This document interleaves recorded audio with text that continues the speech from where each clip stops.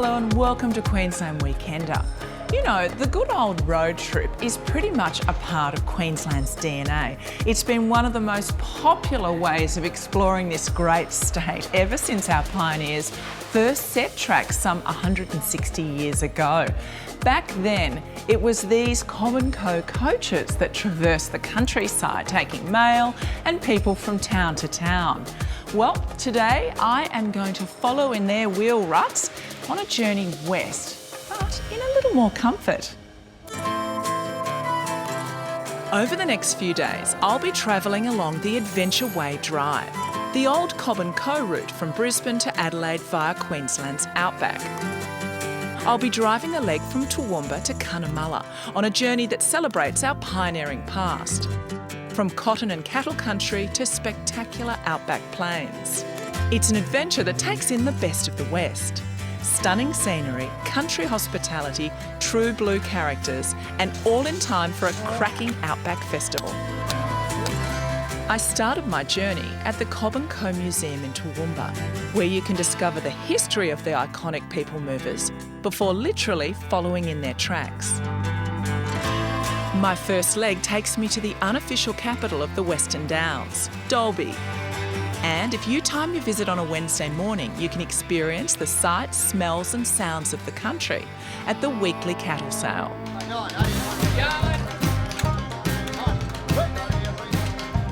You know, I've lived on a cattle station for almost 20 years now, so I've certainly been to my fair share of cattle sales, but it's still a pretty exciting place to come, and you should definitely drop in and have a look. You get a real bush experience.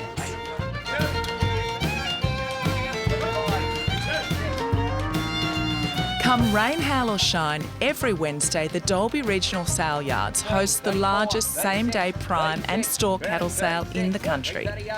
And visitors are welcome to come along to witness the action and have a yarn with the locals.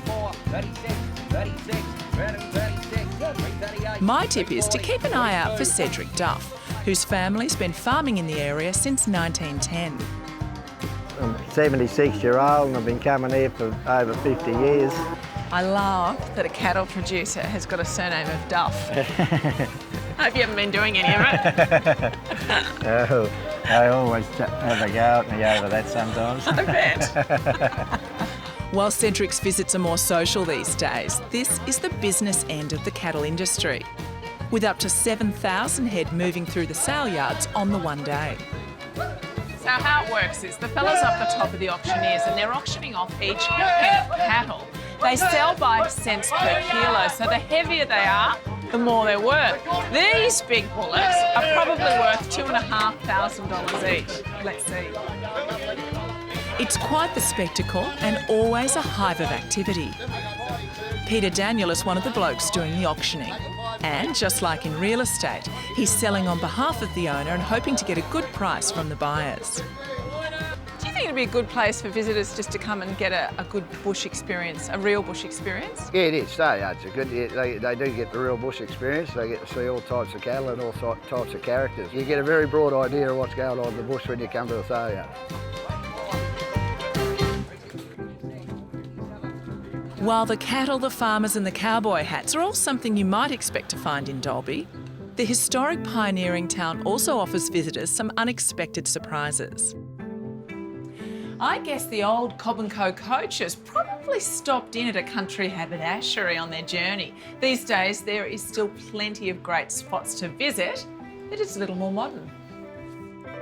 The Shop Boutique is one of the new additions to the town, offering gorgeous homewares and city chic clothing and jewellery. And visitors can also discover another little gem just across the road, a modern art gallery with a country twist. This is different. I wouldn't expect it on the main street of a country town. A lot of local people probably don't know I'm here either, so... You were a hidden gem, but now we all know about it. Oh, no. It's definitely worth dropping in too. Graham McCulloch, or Graz as he's known, opened Graz Art Gallery to display his pieces and the work of other talented locals. So what inspires you to paint while you're here? The area, as you can see with my paintings, I guess there's no seascapes there. It's all countrified, so I guess just the area and the light, and I get inspired by the animals and the people.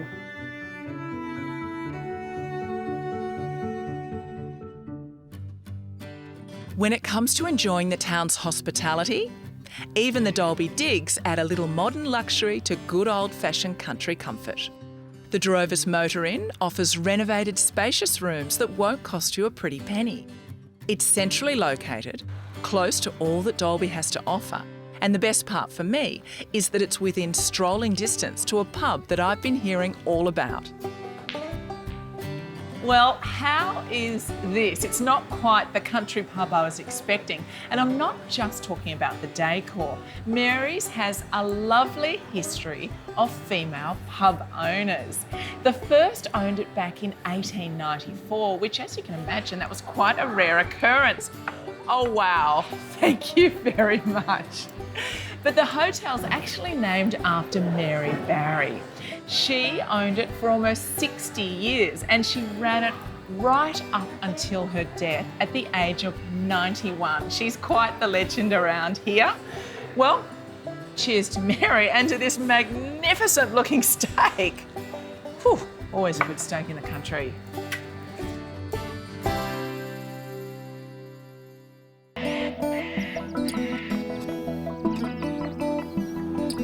I've made my way 3 hours west of the Western Downs, from cattle country in Dalby to cotton country in St George. Glenn Rogan's family have been farming cotton here since 1973, and he welcomes visitors to the property as part of the town's weekly cotton and winery tour. The irrigation area, when it was opened up, it was difficult to sell them, so they also balloted some of the blocks as well.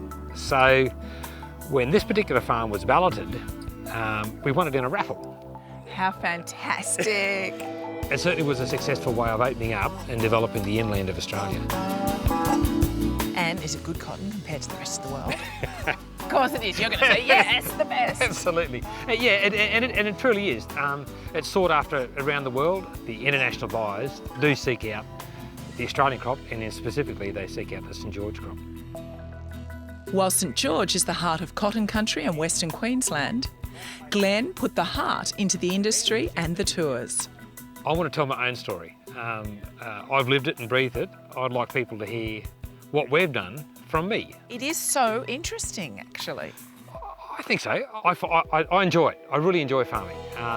And it warms my soul to think that other people want to come and learn a bit more about the farming. The tours are a lovely way to connect with our farmers, and the bus takes visitors to meet another passionate producer. Everything just telescopes out. So the leaves, the tendrils, everything there, the stem and the bunch just telescopes out and away they go. While Cobb & Co pioneered outback travel, St George pioneered outback wine production. The first wine grower in St George was Dr. Ernest Seidel, and he started here in 1862. And of course Roma Villa, which went for over 150 odd years, that was started in 1863. So there have been grapes grown here for a long time. So we're not the first, we're not the pioneers. So David Blackett and his family have been running River Sands Winery since 1996 and grow both table and wine grapes. So when you try the sweet wine, try the Major Mitchell. You remember the Muscat grapes just over there? We were before, that's where they come from. River Sands is actually the most western winery in Queensland, and the tastings are well worth the commute. Oh, that is nice. Oh, I like that a lot. I can see why you're almost sold out of that one. They say there's a bush story in every glass, and there's certainly no shortage of bush stories out this way. Just up the road, you'll find a true blue St George character who's always up for a yarn. Well, there is my first egg that I carved, 1954. Local legend Stavros Steve Magaritis spends his days turning the humble emu egg into a stunning, ornate work of art. He displays the world's only collection of hand-carved illuminated emu eggs in an unassuming brick building in the main street of town. Nature's hidden secrets, nature's miracle. One egg can give you 8 to 10 natural colours. So that's what we're looking at, something unbelievable, nature's doings. I think I'm also looking at something unbelievable because it's also your doings. Look, it's the art, it's so beautiful. Each one, like you're saying, is unique with the artwork as well and what you've done. That's right. Steve's a unique egg himself. He fled from Greece during the war and spent 57 years in the bush as a roo shooter. and that's where his hobby started. Over 61 and a half years work. Wow. As a hobby. Each egg tells its own story and can take up to 4 weeks to create. Made out of granddad's barber's razor. And every egg is unique to its own colours and texture. There's one that I finished, as you can see. Steve's eggs have ended up all over the world. They've been gifted to the Pope, Australia's Governor-General, and there's even one in the White House. I would like to extend my deepest thanks for your kind gift. Your thoughtfulness and generosity are much appreciated. Sincerely, Barack Obama. Now, before you ask, Steve's eggs aren't for sale. They're here for visitors to admire. Now tell me, what do people say when they come in here and see this? Unbelievable, undescribable and all this. This is a must-stop on any trip to St George. It's time to take a break. Join me back on the road as I head further west for a quintessential outback experience. If you want to enjoy a real outback adventure, then a visit to a working station is a must. Carmel and David Morant run Wandilla Station, a cattle and sheep property just outside of Yulo, an hour west of Cunnamulla. It's 45,000 acres of it's mulga country, so we can actually use the mulga as a fodder to feed the stock during dry times, which is good because for the last 4 years we've only had about 5 inches of rain, so the mulga comes in very handy. I can't believe you're still smiling after 4 years of really drought. You're painted on every morning. Is that the truth? Yeah. Back into it. Yeah, you have to. You've got to keep going. Do you ever get the time to realise what beautiful country you live in? Usually when we've got people here, it makes you take time to have a look what you've got, and then you'll really appreciate it. Carmel welcomes visitors to the property for authentic station stays, and that means you might have to lend a helping hand. What's the plan? What are we aiming to do? Okay, right, we're just going to draft the sheep now, so what I want you to do is to keep the sheep coming up here. Yep. Keep going back and forcing them up so I can get them through the race. Alrighty, and they know their job though? Sometimes need a little bit of influencing. Okay, alright. But no swearing. Hop, hop, hop, hop, hop. You're going the wrong way. I could work on a sheep station. What happens here? Yeah, fix the problem. You're really ruining it for me, actually. I could have looked quite good then. None. Ta-da! Hey, we're quite the team. We are. Visitors are welcome to participate in any of the daily tasks around the property, from mustering to collecting eggs. Another chore that's got to be done every day? Yes, but I bet when you get families here, or even me, it doesn't feel like a chore. No, everyone loves it. I know you're going to race back and make me a beautiful fresh cake. Oh, am I? Carmel and David are such welcoming hosts, and they get almost as much out of it as the visitors. It's just fun. And it's a change. I mean, having people around is lovely. It's not just us here, we've got company, so it's great. So what can visitors do when they come here? They're part of our life. They can, join in and become part of our family, I suppose, while they're here. So, yeah, and they can go fishing, yabbying, canoeing on the river if they want to do that. And at night, millions of stars, it's beautiful. Yeah. I might not leave. Oh, stay. You've done your apprenticeship, you can stay and work now. What would the husband say, though? He might want you back. When it comes to staying over, there are 3 en-suited rooms and the converted shearers' quarters. Or you can bring the caravan or the tent and camp by the river. That's proven to be a popular choice come the second weekend in May, when Carmel hosts the annual Music in the Mulgas 4-day festival on the property. If you're still not sure why you should make the journey out here, then this ought to convince you. This is the best way to finish a day in the outback. It is. After working all day to sit and relax, it's beautiful. Yes, and I bet you don't actually get to do it very often. No, only when we've got people here. Oh, thank goodness I turned up. Oh, cheers.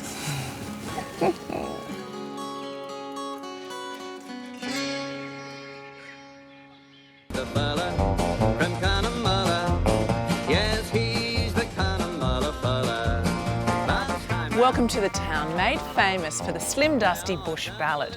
The iconic song tells the tale of the Cunnamulla fella, an outback larrikin and hard-working shearer whose spirit lives on in all Australians. He's a character all too familiar around these parts, and if you time your visit right, you're bound to bump into some real-life legends. Yes, he's the Cunnamulla fella.